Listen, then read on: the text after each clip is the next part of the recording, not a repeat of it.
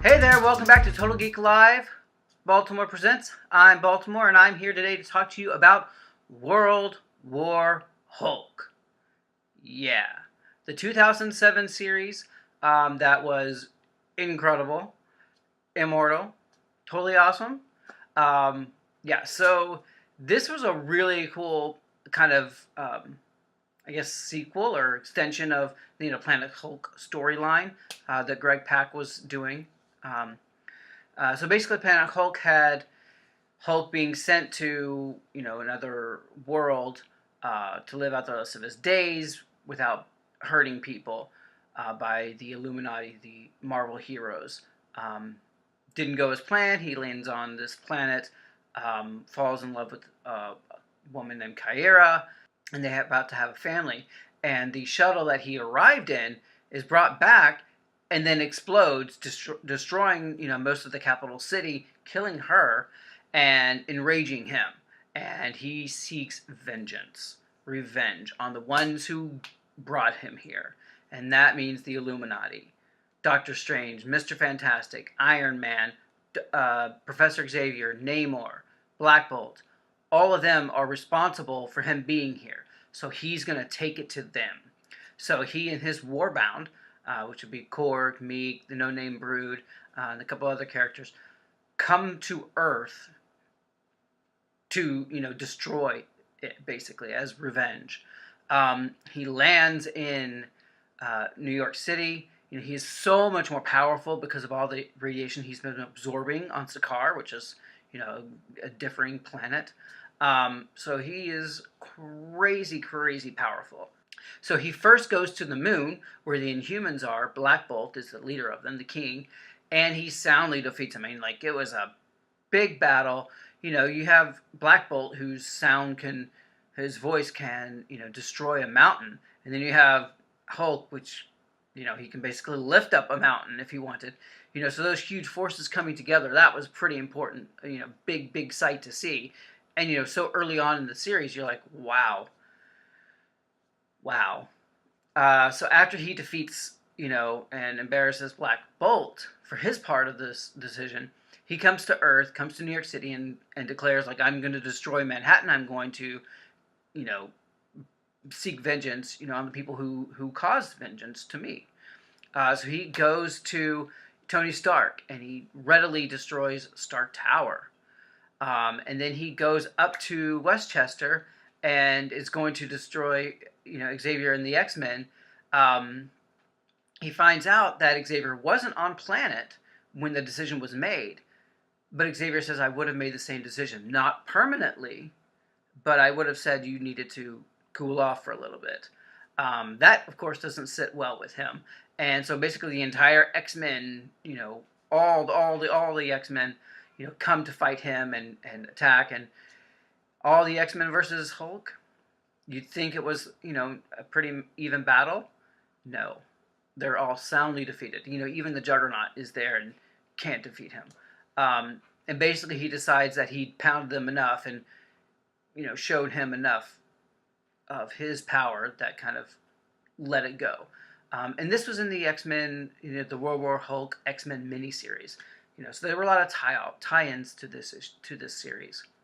But that was a really good one because I love the X-Men. I love them fighting the Hulk. It was cool. And so then he and the Warbound go to, fight the New Avengers. They fight the Mighty Avengers, the Fantastic Four, Doc Samson. And in nice twists, he puts all the obedience discs on the heroes so they can't use their powers and they're compelled to do what he wants them to do. So that was pretty cool. Doctor Strange knows what's happening, so he puts together a deal with, I believe it was Zom, an ancient, powerful, mystical being, to help him stop the Hulk, and even that's not enough. And I think there's a really cool image out there where Hulk grabs Doctor Strange's hands and crushes them, and you're like, oh, yes. Crushes his hands just like he was crushed before when he was a surgeon. So that was like, oh, man, that's some big stuff. He does not go after Namor because Namor was the only one who said no to sending the Hulk up to space. So Namor and New Atlantis was spared Hulk's wrath. So that was pretty nice to see that kind of kindred spirits between Namor and Hulk, who both kind of had, these hero-villain kind of moments, and to still see that Hulk and Namor kind of have each other's backs. I thought that was really nice to see, and a nice callback to their storied history. And so he's decided to make Madison Square Garden into a gladiatorial arena, and all the people he's captured, all the heroes he's captured, he's putting them up against each other and having them fight to the death. But it's not necessarily to that they can acquiesce and bow out of it. But it is pretty cool to see all of them fighting against each other to save their lives and basically for their sins. And that's kind of a really interesting concept. And then we have the Sentry come back, and Sentry uses his powers of million exploding suns to fight the Hulk. And even that's not enough to stop him because of how strong Hulk is. And when Sentry uses all of his powers, he reverts back to Robert Reynolds, his human identity. And that forces Hulk to transform back to Bruce Banner. And so you have those two together kind of talking it out and realizing that this is not the answer. And, of course, this doesn't sit well with Meek, who has basically orchestrated this entire thing. So, back on Sakaar, when that shuttle exploded, he knew about it.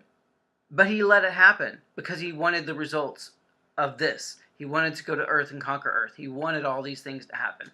So, it's like, you little shifty. And so, there's a huge fight that happens there.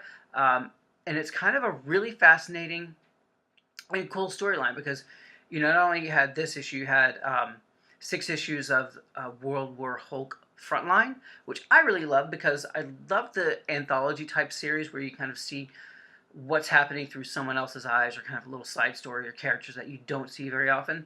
So this was kind of cool because it kind of chronicled Hulk's return to the planet. There's some people who were happy he was back.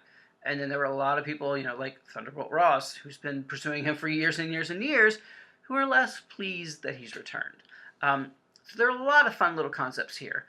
You have tie-ins to Avengers, The Initiative, which was a fun series happening.